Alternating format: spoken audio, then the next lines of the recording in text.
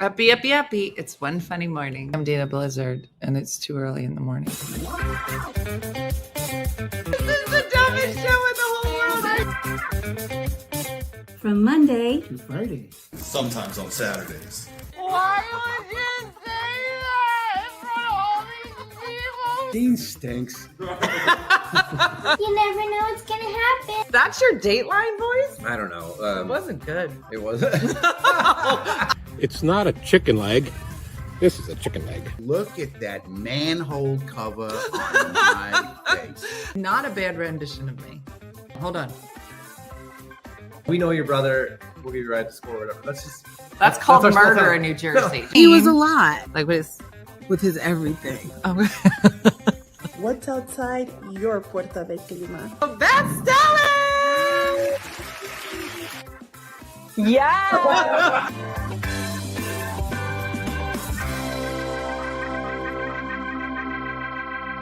Hey Dina and OFM friends.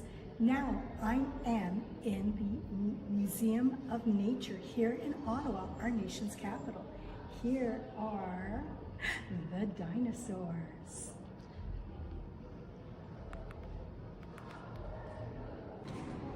Okay, ladies, bears or man?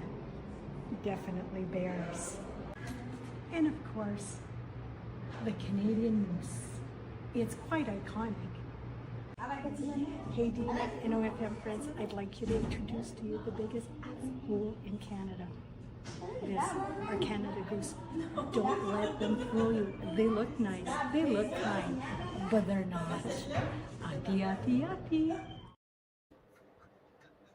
Did she say what I think she said about that bird?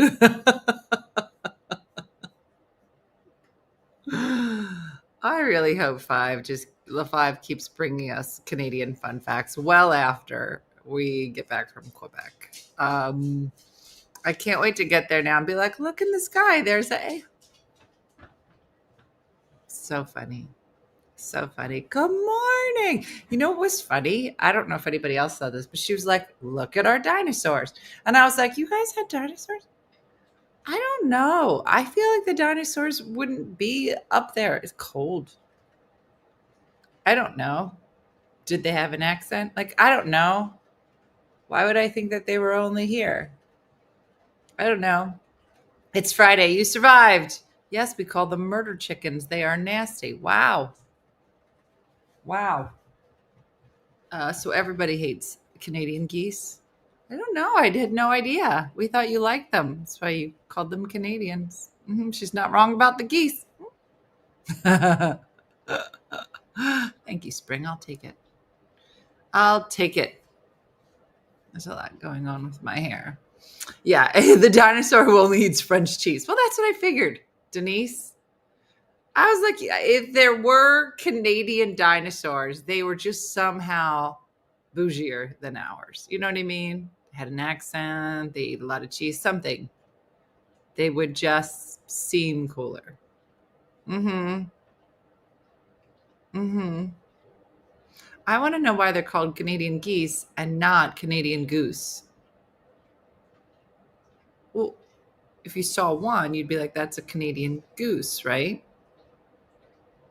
And if there won't, I've never seen just one goose by itself. I mean, honestly. Canada geese, not Canadian geese. What's the difference? What? Who? What? All right. I think we need to take a moment before we move forward and talk about the new Pope.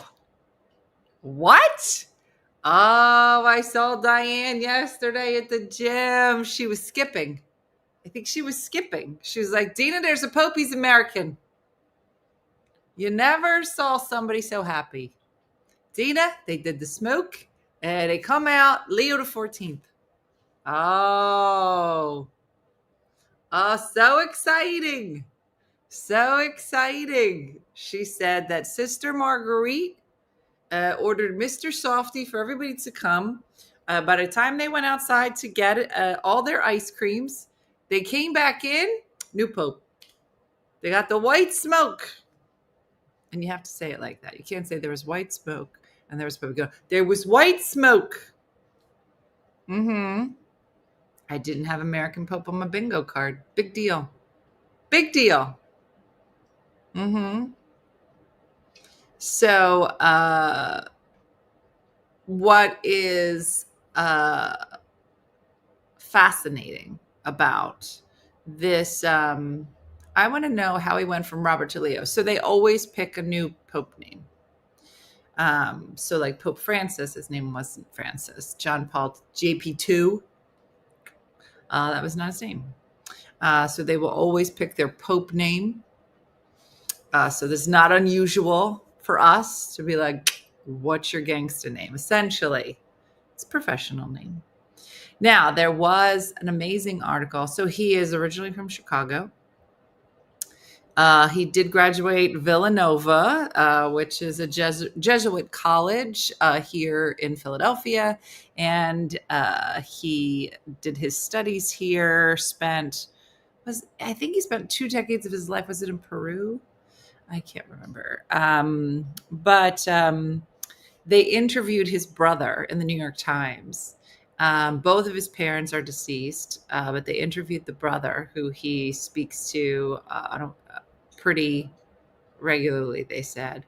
And it was just really interesting, his brother, talking about, he said he had talked to his brother a few times, and he said, what do you think? Because they had Vegas odds. I don't know if you read that. There were Vegas odds. His odds were 18-1. And his brother said to him, the odds on you being Pope is 18-1. And he said, it's not going to be me. It's not going to be me. He said for weeks, he said, it's not going to be me. He said, and then just recently he said, if that is what the Lord wants, then I will accept it. And so I said, he must have been getting the feels. He's like, oh my God, I think I might be the Pope. And when the Lord calls you, you got to do it. Some orders of nun pick nun's name. Nuns' names. Yeah, my son was tracking all the odds. He was about it like it's a sport. His brother said other kids play teacher, and he made them play church. It was a great article. And then because he's from Chicago, there was the great debate. Which baseball team did he cheer for in Chicago? He's 69. Yeah. So what's interesting is that Pope Francis really made so many changes. And one of the big changes was that in his quest to make sure that the Pope and the representation, even at the cardinal level, was indicative of what's happening around the world and the needs of people in the Catholic faith, was that they needed more representation. Like if you looked, I think that there were 216 cardinals, but only a small portion of them can vote in the conclave. Half of those, because it used to be a much smaller number, they added like 120 cardinals under Francis just in the last few years. And all of those cardinals that were added were from some countries that never had representation in the conclave at all. And so there was a whole list of countries that, for the first time had a cardinal represented. Another one was a first time cardinal represented. They had just added some additional cardinals from America because half of them were Italian, which makes sense. They're, all from Rome. But he really did a lot to expand representation across the world. And Pope Leo was kind of at the head of that, working with Pope Francis. So it's really interesting, I think, the history of, the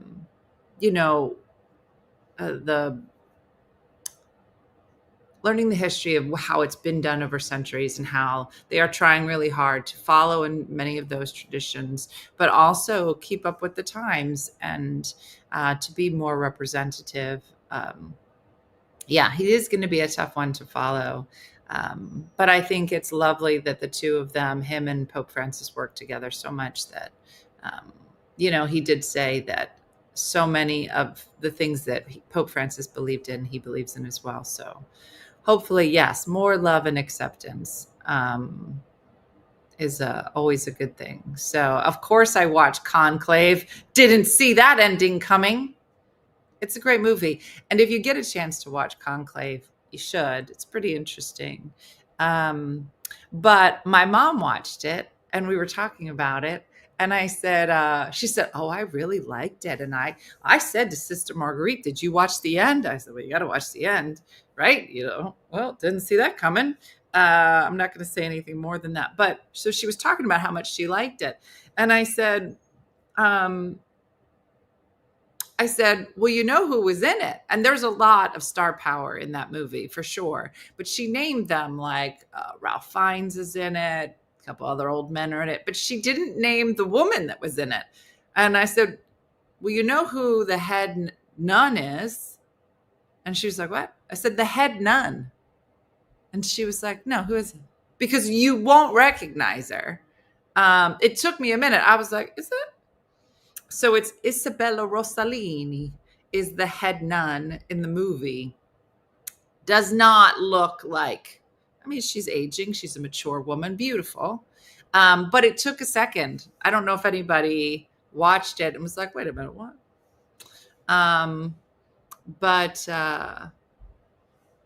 She was checking out all the men. Yeah, didn't even notice the women in the movie. Mm-hmm. So Isabella Rossellini. And that's just a fun name to say. So it's a great movie. And, there seemed to be, I was listening to KYW, which is like our news radio station locally in Philly. And they were talking to people who just happened to be, in Rome and just, sightseeing and at St. Peter's Chapel and all of that. And they were saying just in the city of Rome yesterday, like it was just a fantastic place to be, to watch all of it unfolding. They said early in the day they saw the black smoke, and then they went shopping and they were kind of, going around the city, and then they saw the white smoke, and then they went back over to the Vatican Square, and they said it was just fantastic. And he's young, he's 69.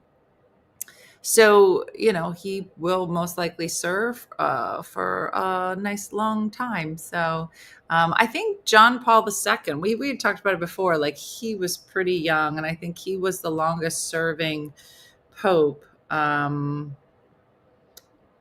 Paul II.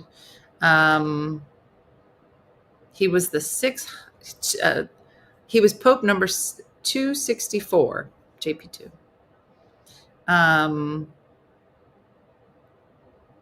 Yeah. So interesting. So imagine, the Pope doesn't travel to the US very often. I remember the last Pope that came through Philly, and it was such a big deal. But now that there's an American Pope, it'll be a big deal. I know. Can you imagine telling everybody your brother's the Pope? No. Mm-hmm. You're welcome, Patty. So yeah, it'll be interesting. And he speaks English, Spanish, and Italian fluently. So he's over here. He's 69 young. Yeah.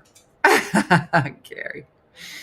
So it'll be interesting. It'll be interesting to see, what it means for the papacy to be bringing an American history, culture to that. So, so it's pretty interesting. And it was funny because Villanova had made a statement and just celebrating. They said that the bells at Villanova have not stopped ringing. They just keep ringing and ringing. They're just going to keep ringing. Mm-hmm. Well, if your brother is the Pope and he comes over, can you still order him pizza and a beer? Well, that's what they were basically saying. They were like, Villanova had wanted him to be a commencement speaker. They were like, I don't think he's going to be available. Like, you're not getting the Pope, Villanova. He busy. He busy. Is it 5 languages? I read 3. Maybe there's 2 others. I don't know. He's been living in Peru, they said, for the last 2 decades and very dedicated to the poor. And so all the things you want in a Pope. Well, I mean, listen, if they were like, listen, he loves Wawa. He just loves Netflix. Those are not, this is what I'm looking for. Pope, Peru, people who need things, the world, this is what I'm looking for. Mm-hmm. Hubby said this is the first time we had a Pope that's younger than him. Mm-hmm. Yeah. That's all right, Tara. Welcome back. Welcome back. He had to go, what's his order? Has he got the goblet? Yeah, I don't know. I mean, I think that's what'll make him so cool. What if he comes out? He was like, you guys, I love a good Italian hoagie from the Wawa. You'd be like, oh my God. I mean, this guy right here. I'm Catholic now. I mean, he's a Chicago guy. I mean, and I think that, when I was in high school, we were in the youth group. That's when JP2 was big. And it was great to have a Pope that was appealing to younger people. I mean, no one's going to say that it's not true that, recruiting of younger people to faith. I think faith is great. And I'm not saying you have to be Catholic. I just think faith in anything, hopefully something good, is a wonderful thing. And I think faith is a great thing to teach your children. So the youngest Pope was 20. What?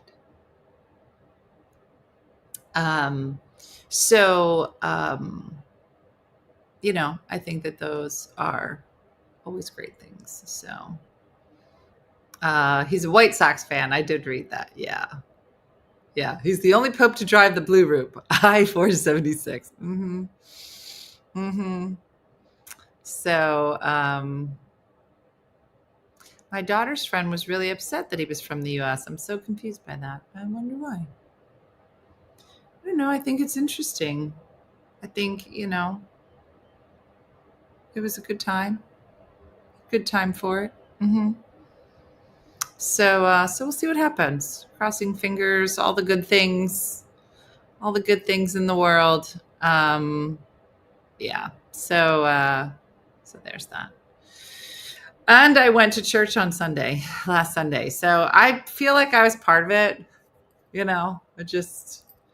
although I haven't figured out how to go to church and be gluten-free. I think that you can whisper and be like, do you have a gluten-free wafer? But you have to say that before Mass. And I'm usually walking in with the priest, part of the procession, because I'm usually late. So I don't want to bother him on his way up and be like, before you head up, can you grab a gluten-free wafer? So,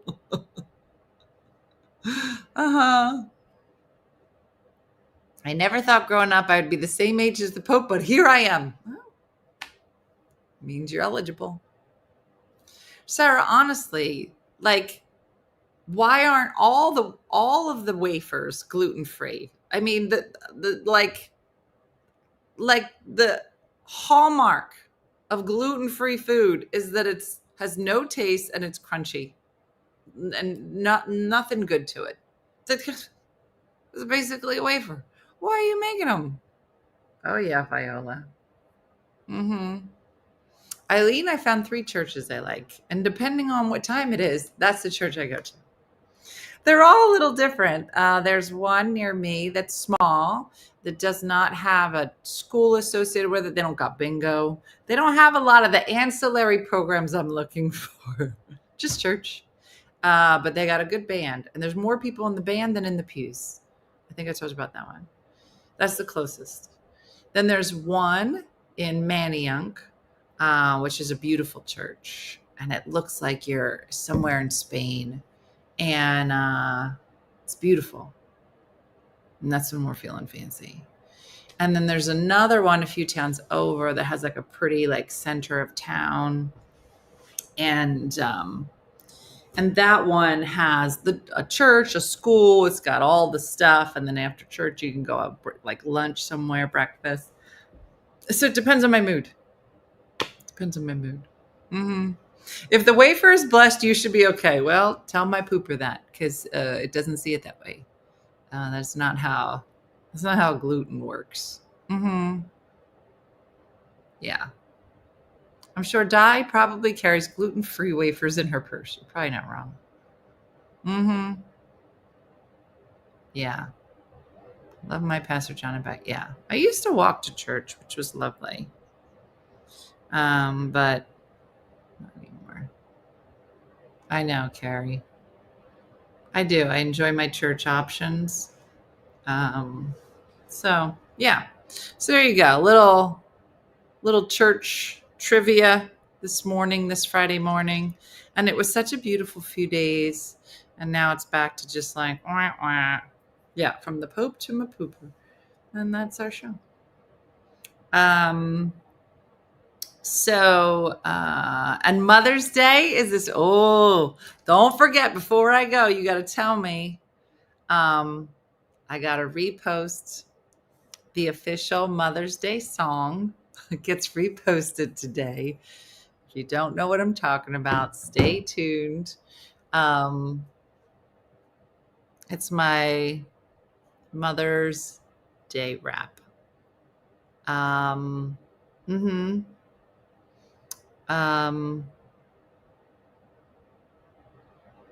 a new convertible today. What are you saying, Tanya? Are you doing anything good for Mother's Day? Well, let's see. The kids are going to come home late tonight, so I get to hang out with them all day tomorrow. I'm making dinner tomorrow night for my mom and the kids. We're going to hang out. And then Sunday, so Di is in charge of Sunday morning, but she's gonna do like the breakfast bakes. So technically, she's gonna hopefully make them today, so she's not really cooking. So it'll be light. We'll do like a brunch here, and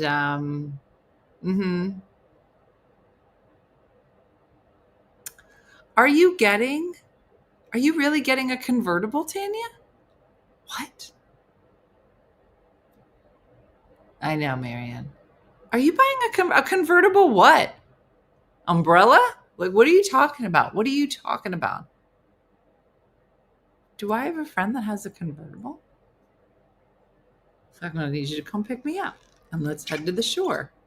I've never done that in all my years in New Jersey. Just so you know, part of the thrill of the Jersey Shore is that you get in the car, you put all your windows down, you turn on Will Smith's Summertime, and you drive to the shore. Well, you don't drive, you sit in traffic mostly. And the wind is in your hair, kind of, which is really your windows down because you're not moving. But I've never done that. Yes, I've had convertibles for years. Actually getting it in spring, like, what kind? What kind of convertible? What? And she's like, a Pinto? Mm-hmm.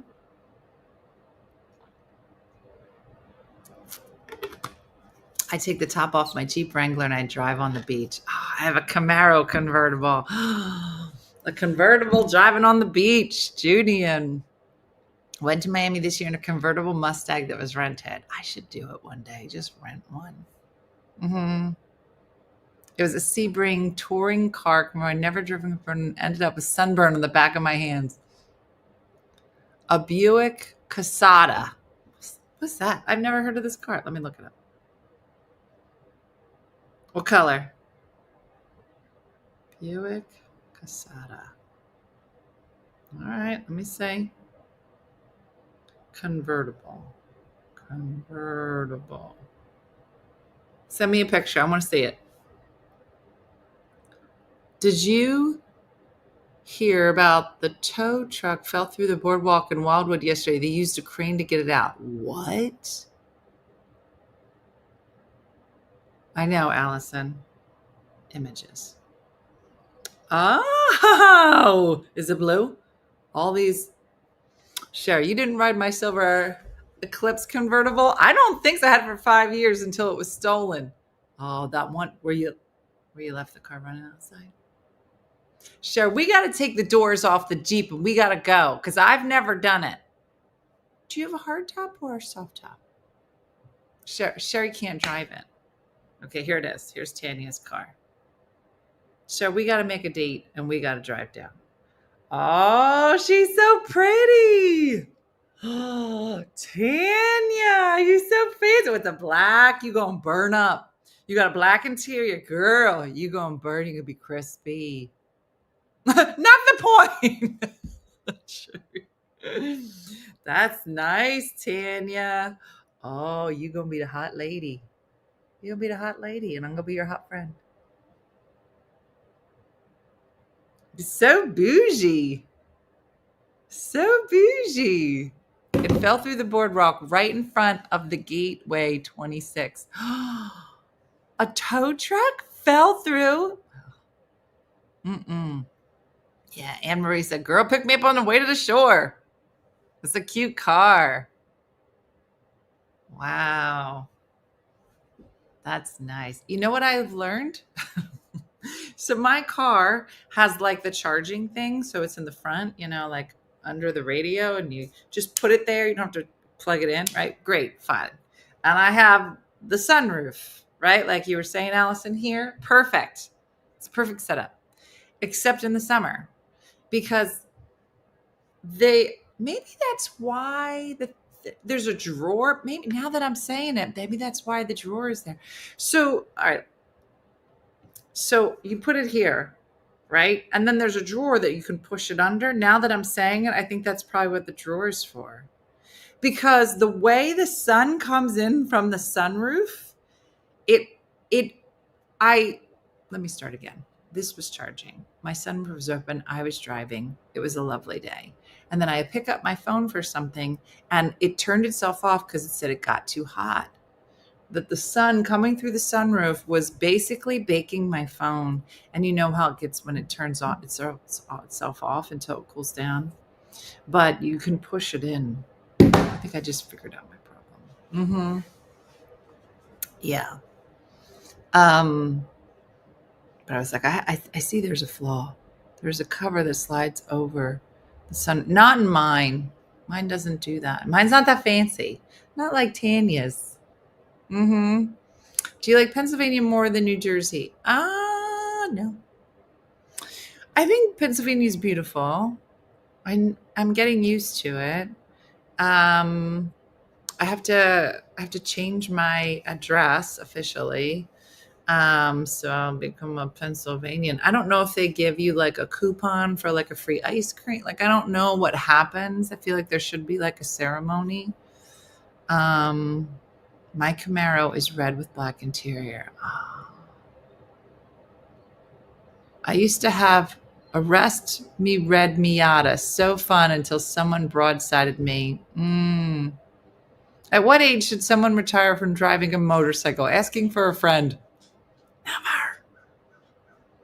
Never. I'm pretty sure it's user or Allison for sure. I know, Julia. Listen, you can take the girl out of Jersey, but you're not going to take the Jersey out of the girl. I can tell you that right now. We had a red Miata too. And a new voter's registration card. So much.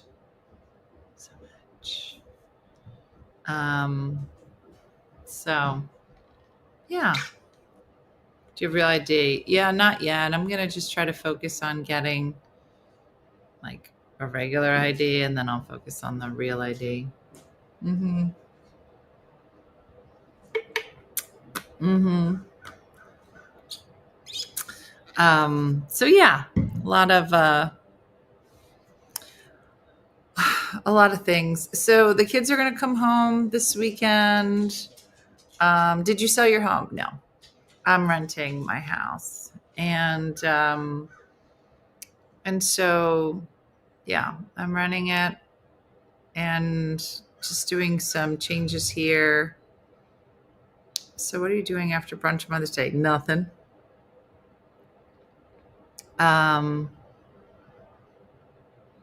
No, I think that the process for getting a real ID is different than just getting, because it was like $45 to get a Pennsylvania ID.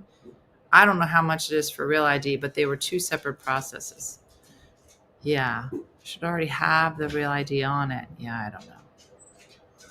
Yeah, I have my passport, so I can still do what I want. My husband had a convertible Corvette. Finally convinced him to sell it. It's not a cool car when you have to crawl out of it because it's too low to the ground and you're old. I don't have new renters lined up, Judy. So the renters that I have are extending a bit because they're doing construction on their home. So, they're, we're kind of in like that, how much longer do you need to stay? And so I don't know. We'll see. Mm-hmm. What are you supposed to do then? You can't make a DMV appointment. That's what I learned. It's a whole thing. I was going to go actually after the morning show, like with the things I think I need. One of the things is Jason. I'm like, you literally have to physically come with me. Like I need like so many things, Social Security card, blah, blah, blah, blah, blah. And they were like, and if you don't have X, Y, and Z, bring the person with you who you live with. Which is, here's my proof. You want to tell him? And I hope this is not the time that he plans on making some joke like, I don't even know who she is. I don't know. So it's going to be, and they did both at once. Oh, okay. Address on business driver's license need met before you travel. Address on passport. What? Address on the passport and driver's license need to match before you travel to Canada? You're joking. Are you joking? Patty, what? Patty, are you sure? Is there an address on a passport? All right, maybe I shouldn't get my new driver's because they're going to take my Jersey license. Yeah. All right, you're all freaking me out now.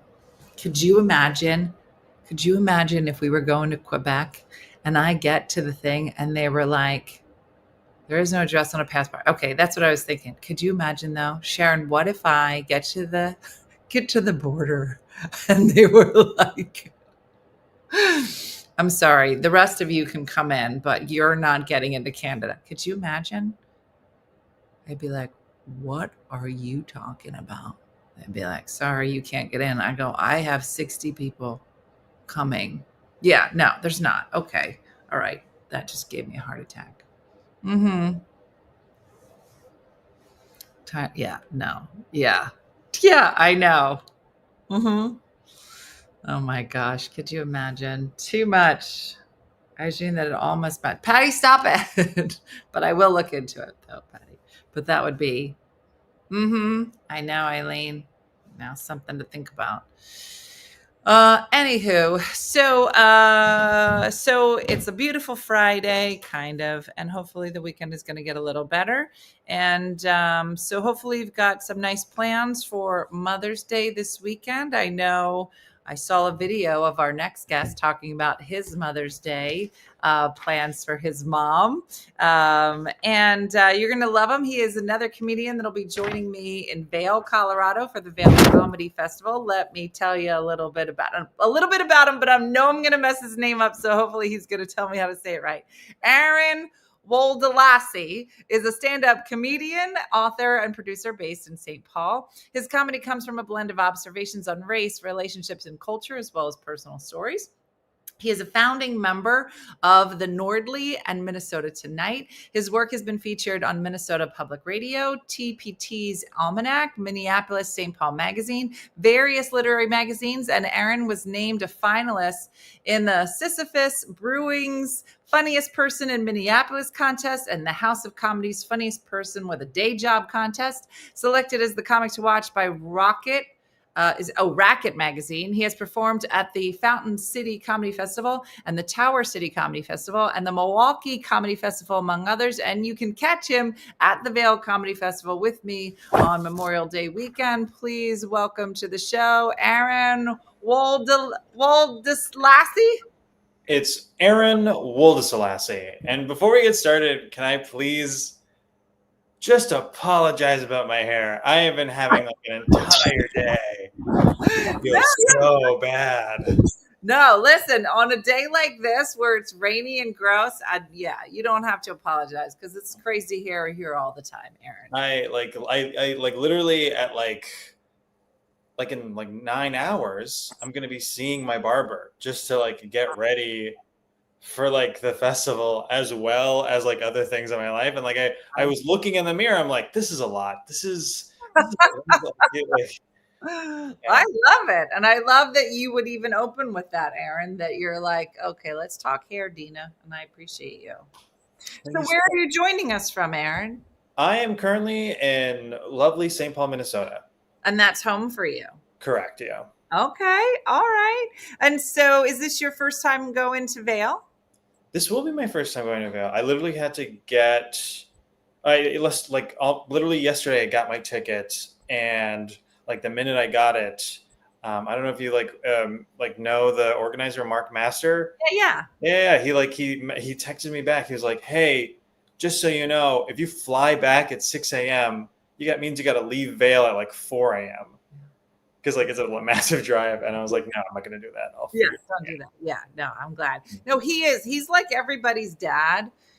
Because he, from what I've been talking to everybody, I'm like, he's no joke. Like, he's like, you have not sent me your paperwork. This is missing. You should not be doing this. So he's actually really on it, which I'm loving because I'm going by myself. So I'm like, well, I'm just going to be like, Mark, I don't know what's happening, but I'm very excited. Yeah, everybody says they love your hair, by the way. Oh, right on. Yeah, I'm seeing the comments. This is really nice. Thank you, everyone. So, Aron, you look very young. Are you in your 20s? No, I'm 32. You're 32. You got the young face, Aron. It's got that baby face, yeah. That baby face. And so how long have you been doing stand-up? This is about year 8 for me. Okay. Yeah. So how do you get kind of started in stand-up? So for me, I was originally like just writing comedy for like different ventures, like be a parody or satire. I was like writing like for a bunch of different magazines, and I was working on a stage show called Minnesota Tonight. It was essentially like the Minneapolis equivalent of The Daily Show. Okay. Yeah, and then like essentially what happened was like we were doing very well. I don't know if you've ever heard of it, but like we ended up going on to the Brave New Workshop, which is like the nation's oldest improv theater. And we had like a running show there for about a year, and we were flying high. And then because we were doing so well, we were like, hey, we should do an election show. And we were like, great, let's just do a show during election night. So we'll feel great during that night. And that was like, that was like one of the roughest shows I've ever done, because that was literally the night Trump got elected. And this was this year. No, this is the first time. The first one. Yes. Okay. So Trump gets elected, and that's like the roughest comedy night I've ever done. And literally, it was so bad, the show just ended. Like it just got canceled. And they're like, yeah, we're not going to do this anymore. And I was like, all right, I might as well just do stuff by myself then. I'll just do stand-up.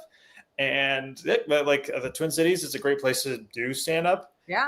And I've been chugging along ever since. So I guess like 9 years actually. Wow. And so the clip I saw of you talking about your mom, and it was talking about Mother's Day. What was that from? I'm not quite sure. I don't often post videos of myself. So you may have seen like an old clip from like an open mic set I did like a couple years back. Almanac on it or something. Oh, that okay. So this is fun because I used to work in public radio. They knew I did comedy, and they were like, "Can you do comedy, but like for the radio?" Because like this was during the pandemic, and our host was like, "Everything is so dreary. Can you please just be silly on the radio?" I was like, "Yeah." And because of that, I ended up like getting the attention of our local PBS affiliate. And they were like, "Could you do what you did, but on the news?" So like about every other month or so, I'm like a comedic essayist where they'll just like trot me out and they'll have me like talk about silly stuff and like be like radio. It'll be like a radio comedian. Yeah. Yeah. There was you're not gonna know who this is, but the audience might know. But there was an older man. I think he's passed, but he used to do like 60 minutes. He would come on at the end of 60 minutes and he would just gripe about something. If anybody in the comments knows who I'm talking about, we have to tell Aron because he was this old kind of curmudgeon-y man, but adorable and lovely that you'll have to look him up. But he was always just like very endearing. But I did. So our producer, sexy producer, Michelle, we've had so many of the comics on from Vail, but she does deep dives on all of you. And so I'd be like, "Oh, tell me about this." And people are like, "How do you know that?" I'm like, "I don't know. She wrote it on here." So she must have found that almanac from you when you were on. Who said it's Andy Rooney? Have you ever heard of him? Oh, yes, I do know that. Yes. Yeah. So he was great. But so are you still doing those as well now? Yeah, I do those about every other month, and I love doing them. They're very silly. They're like a fun way to like communicate with the state. Yeah. Like the first time I did it, I ended up making fun of one of the state's first big blizzard. No, not one of our first big blizzards. Yeah, I saw that. Yeah. Yeah, like, and it got picked up very quickly amongst Minnesotans. Then they were like, "How dare you make fun of the 1991 Halloween blizzard?" And I was like, "It's fine. This was like 30 years ago. I think we can stop talking about it." And nope, they were just not about it. No, they hated you for it. But that's how you know you're doing a good job, Aron. So, is your family from like this area, the Twin Cities? They're all from there? No, we live here, absolutely. But I am a first generation Eritrean. Both my parents were refugees. And now so Eritrea is like a small country in East Africa. So like if you know where Ethiopia is and you know where the Red Sea is, then you know where Eritrea is because it's like right in the middle. I'm going to look it up. Yeah. Here's the thing. It makes sense that you don't know it because like it is a relatively new nation in the world. It's like one of like the 10 newest countries in the world. There it is. Eritrea. Yep, that's us. Let me show everybody. Am I even close? There it is. Yeah. Right above Ethiopia. Yeah. My mom just came back and from visiting. It's like a really small country and it's even like a newer country. And like, yeah, I'm just first generation. We have when you say it's a newer country, like literally like my mom and her generation and the generation before that literally fought so the country could exist. Who were they fighting? Ethiopia. Yeah. So like there was literally like a 30 years war and then like they ended up like winning the war and then they were like, "All right, Eritrea can exist." And like literally now I have an ethnicity. That's amazing. Kezia said my brother-in-law is from there, Eritrea. Yeah. That's amazing. So is that where your dad's from as well? Yeah, both of them, yeah. That's amazing, Aron. What an amazing history and culture. It feels very cool, like especially since like it's kind of like imagine if like George Washington had like a kid and his kid decided to do stand-up. Like that's what it feels like because like literally that's like one of the harder parts is like when everyone like a generation older than you like literally fought. They like literally like during like events we call them the hero generation because they literally made it happen. And like there's no there's no good way to be like, all right, settle down. Like they're like boomers on crack. It's like incredible. So it said gained independence in 1993. Mm-hmm. What year were you born? I was born in 1992. Wow. So they were fighting and getting it on at the same time. Yep. Wow. Yep. Wow. Aron, this is awesome. What an amazing story. Do you talk about this in your stand-up at all? I talk about being Eritrean, absolutely. I don't really talk about the history because like the history is very busy and like this is kind of like we don't really talk about it, especially in the States and like in Europe, but like history, the way we have it is very like we kind of take advantage of how like mainlined it is and like how many like just like hundreds of thousands of people worked on like writing everything down and creating like a cohesive history full of like characters and themes that we can like understand. Like the idea of having like founding fathers, like that's super helpful for understanding American history. Yeah. We just don't have that for Eritrean history. There's no big like narratives. Wow. Yeah. Have you been back? I have been back. I was there like 10 years ago to visit my grandfather. Great time. Eritrea is like a massive, like actually massive is the wrong word. Eritrea is very mountainous. So like wherever you go, things will change really dramatically. So we're right next to the Red Sea.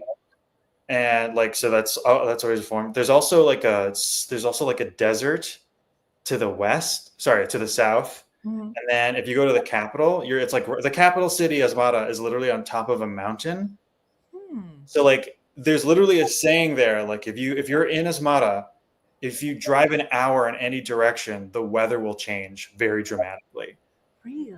Yeah. So like it's a real trip. Yeah.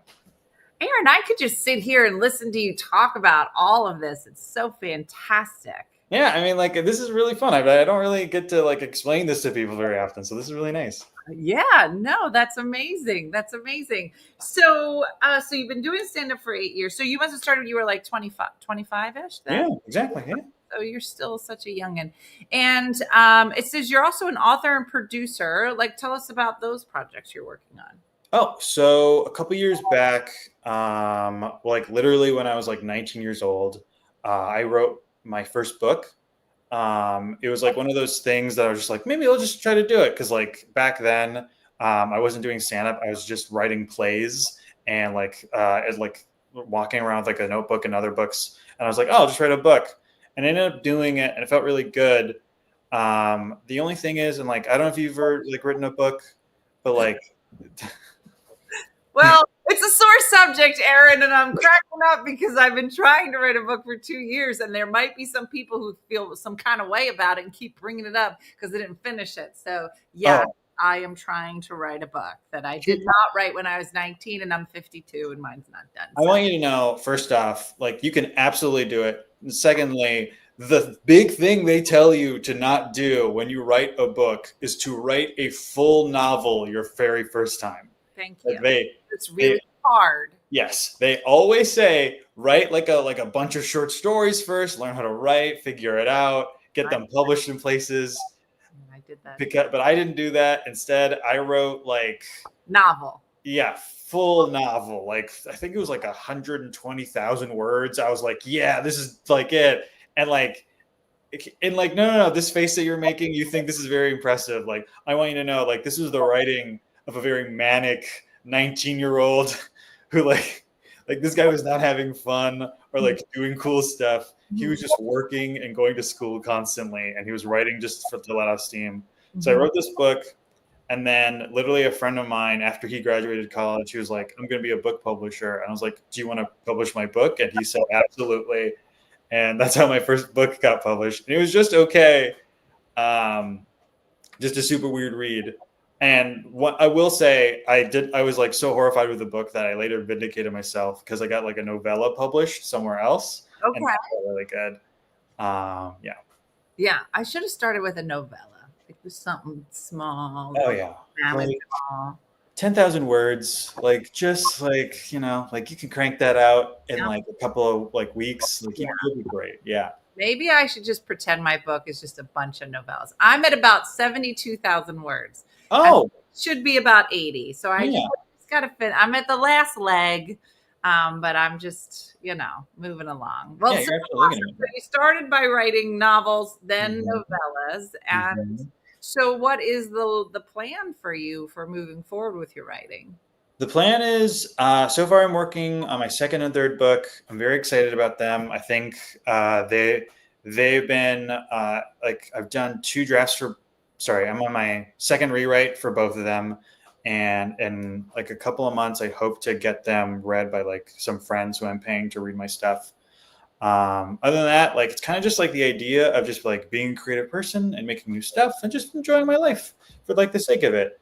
And in terms of comedy, I'm trying to do more and more festivals so I can like then kind of just like develop like a touring date or like schedule or like a map, because like I'd really like to be able to go up and down the Midwest, just like going from town to town, telling jokes at night, working during the day, because I work remote. I write Great job. my day job. I love my day job. It's one of the coolest day jobs in the world. I am a producer for a series of children's podcasts for American Public Media. What does that mean? So like, I don't know if like you have any children or like no children. I have 3, but they're all a little younger than you. Oh, sure. So like kids now, like if you like kids now we're listening to podcasts, right? And my company like runs like 4 of them, and I produce a couple of those. I make the show Smash Boom Best. I help make the show Brains On, and I also work on our subscription service Smarty Pass. So they're all just like they're all just podcasts for kids, and they're all very different. Like Smash Boom Best is our debate show podcast for kids. Like we'll literally get like 2 comedians or a comedian and a podcaster, and we'll get them to debate silly ideas so kids can learn how to effectively argue with one another. Really? Yeah, so it'll be stuff like popcorn versus lollipops, or jelly beans versus beans, or like Batman versus Spider-Man. And like we'll have them like argue in these really funny, silly, like but like intentional ways. And then like in between, we'll teach them about like argumentative fallacies, and then like a team judge like decides the winner. It's a lot of fun. So interesting. Yeah. And you have such a cool life. This is very cool. It feels really good. Like, because here's the thing, like I've been doing this like year 2 for me, right? And like before this, it was rough. Like because like I was working in the news before this. I was working at Minnesota Public Radio as a news producer. I was directing Morning Edition. And what I would do is like Morning Edition would start at like 4 a.m. Wow. That face. Yeah. That's like, I would literally I would drive into work. I'd like rush to make everything happen. I'd put on the news. I'd shoot out a bunch of emails, start to write junk, hoping things would fit together. And then at 1 o'clock I would leave, and then I'd have to take like a power nap, because if I had like a show at like 7. Oh yeah, no, because I used to do audience warm up in New York. Oh. My brain was, because you'd have to get up at 4 a.m, city by 7 a.m, work all day, and in my mind, Aaron, I was like, I'm going to do this during the week, and on the weekends I'll do my stand up. But I was so brain dead. Like I totally get like there's only one part of the day that you can be on, and if you're on in the morning, you're not like it's impossible. It's impossible. So I totally get it. Yeah, I have a story where, okay, so like I don't do this on stage, but like it's like a very, I think, like poignant anecdote. So like one time I had like a show at like 9 o'clock, and like the next day I had to direct the news in the morning. And I was like, those times don't mesh together well at all. I'm not going to be able to fall asleep well enough to like be able to do the work. So I had like an idea. I was like, you know what I'm going to do? I'm going to take my pillow with me. I'm going to do the show. And then afterwards, I'm just going to go drive straight to work, and I'm going to sleep at my desk while everyone's gone. So I did it. Like it worked out, and it worked out. And I ended up like, I got to work on time, or like early. And then I grabbed the pillow, I fell asleep at my desk. I set my alarm, and I woke up right when I needed to. And I went down the hall to our studio, and I directed the news for like 4 hours, and it was great. but I didn't like really think it through because like when I was done directing the news, I walked back to the office and like literally just a room full of no, like just an office full of reporters are looking at my pillow on my desk and they're like, we've been talking about this for about 2 hours. Did you sleep here? And I didn't want to say yes because like I didn't want to be embarrassed. So I just like looked at them and I was like, no, I have a pillow fight after this. And You guys didn't bring your pillows? yeah, like you guys aren't pillow fighting at like 1 o'clock in the afternoon with your buddies. And yeah, like I lied to like some of the best reporters in the state, and I'd like to think they believed it. Yeah, no. All right, so my best story, I was doing audience warm up for I think it was Anderson Cooper, and I was like, well, I'm going to be in the CIA. I'll do a set. This was when I was still thinking this was an opportunity, and I was like, I'm going to do the same thing. When everybody leaves our studio, I asked if I could go sleep in Anderson's dressing room, and then I was going to wake up. So we're done at like 4. I figured I'll sleep for like an hour and then I'll go do my club hit and then I'll head home. Right. But at the time I was like 2 hours from the city. So I do this, Aaron, and I wake up. But like when you fall asleep in the middle of the day, but it's like 6 o'clock at night and you look outside, you're like, is it 6 in the morning or like that? So I was so out of it, completely out of it. But I'm at the CBS studio in New York. Right. So I'm like, I feel like it's morning again. So I don't have my wits about me. I open the door in the hallway and I'm walking down this hallway and I'm like doing this. I'm in my own world. Well, I'm noticing that there's a crowd of people at the end of the hall staring at me. And I'm like, that's weird. I was like, hey, everybody, how you doing? I'm stretching. I'm like so obnoxious. And everybody's just staring. And I was like, why is everybody being so weird? And all of a sudden, somebody pushes me out of the way. And then a whole bunch of people go by. And I realized they weren't looking at me at all. I just happened to step right in front of Janet Jackson as she was on her way to go perform at some show down the hall. I must have done this right in front of Janet Jackson. That's so sweet. I love that so much. And I was like, who is that? They were like, bitch, that was Janet Jackson. You need to move. And I was Gosh. so oblivious. And I was like, I shouldn't do. I don't even know how my set went, but I just remember I was just like, this shouldn't be happening. I shouldn't. Sorry, just one moment. Do you hear that? Yeah. Just a moment. Are you burning toast?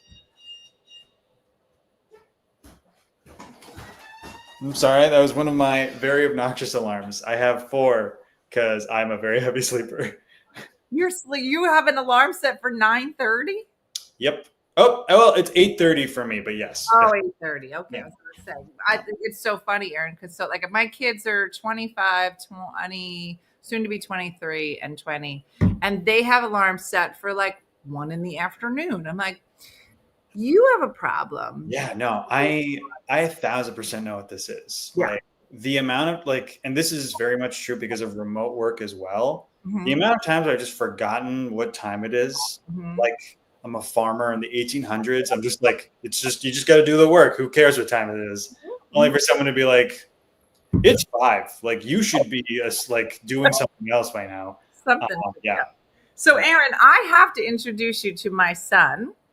You two sound like the same person. So he's been like comedy writing forever. He did his internship at ABC in Philadelphia. He's an amazing editor, like just Sure. bunch of awards in Philly. Now he's living in Brooklyn. He does stand up a bit, but trying to do sketch writing and stuff like that. I'm like, guys literally sound like you're living the same life. And he does like videos for ABC. Oh, wow. So I was like, you guys are of the same ilk, as they say. I would love to. Yeah, that sounds really nice. I was just there. Philly or Brooklyn? New York. Sorry, that's that's obnoxious that now I think about it because I'm told that like New Yorkers interpret the boroughs more than rather than the city as a whole. Were you doing stand up here? No, I was visiting for a wedding. Like I was there, and then we went to the Catskills, and then I came back. Oh, nice. Well, yeah, you guys should hook up. My daughter is doing a lot of stand up in Brooklyn, and but yeah, they would love you. You guys are. Wait, both your son and your daughter do stand up? Yeah, my daughter does it more than my son, but my son is more like you in the sense that he has done a lot in terms of like television, corporate.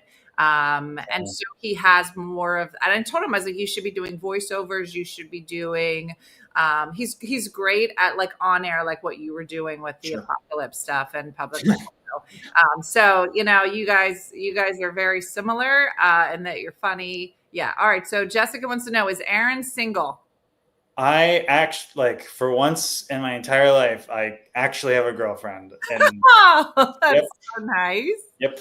And that feels really nice. Yeah, that just feels nice. I feel like just to be able, like, yeah, I have a girlfriend. How did you meet her?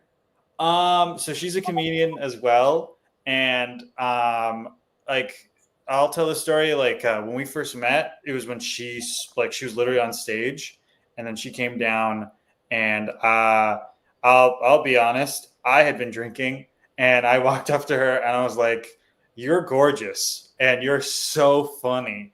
Could I please get your number?" And she was like, "Yeah, absolutely."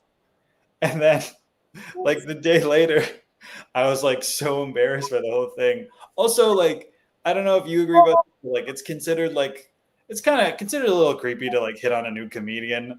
Like, if you're like yeah, like, it feels very like gross and predatory. So I was like, I'm just gonna leave this girl alone. I got her number. That's fine. That's as far as I'm gonna take. Yeah, like, I'm not gonna bother you. And literally, like, after like 2 months of just like avoiding her, she like cornered me, and she was like, "Hey, you asked for my number. Are you going to do anything about it?" And I was just like, I felt really bad. She's like, "Don't feel bad. Let's just go on a date." And yeah, we've been dating ever since. It's great. That's awesome. Well, Aron, listen, it has been a pleasure chatting with you and getting to know you. I look forward to seeing you in Vail. It's literally 2 weeks from now. Yeah, I'm so excited. I got my ticket, my flight ticket, talking to Mark. It's all going to happen. It's all going to happen. We're all going to get there. And there's been some really great, I think we're going to meet almost everybody on this show through either this show or a Tipsy Tuesday before we get there. So I know there's a lot of people you're going to love already. It's been fun to kind of meet everybody. But you guys can check out Aron, his tour, his projects at Aron Woldeslassie. That's me. Is that close? You say? Yeah. Aron Woldeslassie. Woldeslassie. That's me. All right. AronWoldeslassie.com. You can check out. It says, "How do I order his book, Icarius?" Oh, Icarus. Yeah. So the book, we sold out all of our paper copies because we only printed like 200. I think the best you can do is order a PDF. Just go for the novella if you want to like read another story of mine. It's much more digestible. Awesome. Well, you all have a lot of fans here, Aron.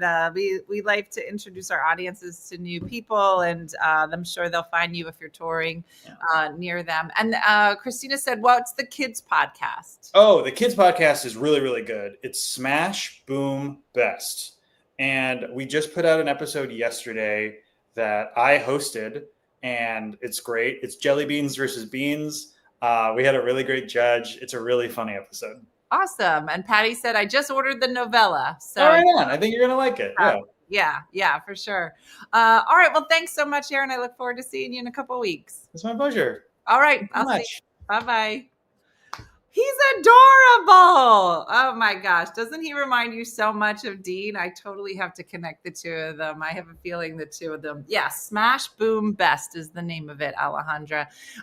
So what a pleasure. And again, it's just been great being able to meet all of the people for the comedy festival coming up. And I hope, it's funny because I think like a good comedy show, I think that the goal, it'd be great if you love everybody, if everybody is like, oh, I totally get this person. But really a good festival is when you have such a nice array of people that you're like, some people are like, hey, I like this person. Some people are like, oh, I really like this one.